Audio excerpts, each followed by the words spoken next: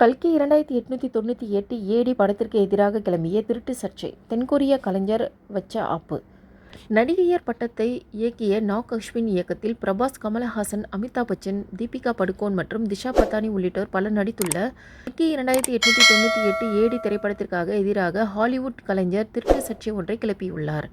கல்கி படத்தில் எந்த ஒரு போஸ்டர் வெளியானாலும் அதை பார்க்கவே இல்லை என்றும், ஸ்டார் வார்ஸ் டூன் படங்களின் காப்பி போன்று தெரிவதாக நெட்டிசன்கள் தொடர்ந்து குற்றம் சாட்டி வருகின்றனர். இந்த நிலையில் படத்தின் ட்ரெய்லரில் இடம்பெற்றுள்ள ஒரு காட்சி அப்படியே தான் 10 ஆண்டுகளுக்கு முன்னதாக உருவாக்கிய காட்சி என ஹாலிவுட் கலைஞர் போட்டு கழுவி உள்ளார். இதில் உருவாகும் பட்ஜெட் திரைப்படங்களும் தொடர்ந்து காப்பி மற்றும் திருட்டு சர்ச்சையில் சிக்கி வருகின்றது. ஹாலிவுட் படங்கள் போக இங்கே படங்களை இயக்க வேண்டும் என நினைக்கும் இயக்குநர்கள் 500 கோடி ரூபாய் செலவு செய்து படங்களை உருவாக்கினாலும் சொந்தமாக சிந்திக்காமல் ஹாலிவுட் படங்களையே தழுவி எடுப்பதாக குற்றச்சாட்டுகள் குவிந்து வருகிறது. பிரபாஸ் நடித்துள்ள கல்கி 2898 ஏடி என்ற திரைப்படம் வரும் ஜூன் 27ஆம் தேதி திரையரங்குகளில் வெளியாக உள்ளது.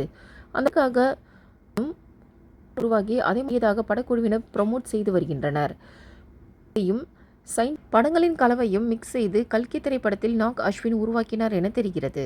தென்கொரியாவை சேர்ந்த சங்சோய் எனும் கிராஃபிக் ஆர்டிஸ்ட் சுமார் 10 ஆண்டுகளுக்கு முன்னதாக உருவாக்கிய ஒரு கலைப்படைப்பை அப்படியே அவரது அனுமதியின்றி திரைப்படத்தில் திருடி வைத்திருப்பதாக தனது சமூக வலைதள பக்கங்களில் சங்சோய் வெளியிட்டு, இப்படியெல்லாம் திருடி படம் எடுக்கலாமா என அசிங்கமாக கேட்டுள்ளார். ஹாலிவுட் ப்ராஜெக்ட் ஒன்றிற்காக அவர் உருவாக்கிய கலைப்படைப்பில் கொஞ்சம் மணல் கலரை மேலே தூவி எடிட் செய்து கல்கி திரைப்படத்தின் காட்சி இருப்பது என்பது குறிப்பிடத்தக்கது.